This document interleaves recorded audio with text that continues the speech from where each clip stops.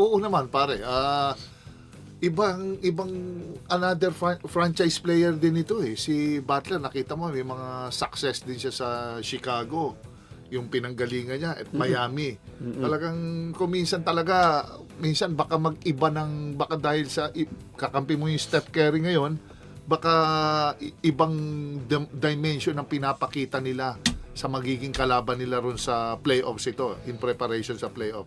He's a very good complementary player kay Steph Curry. So parang LeBron din with Luka na Steph can focus on scoring while nandyan naman yung Jimmy Butler pagka medyo down ang laro ni Steph, pagpasok ng Jimmy, nandun pa rin yung scoring. Same goes, diba, kila yung sa Lakers. So itong ganito, hinahalintulad ko silang dalawa na ganito ang magiging situation nila.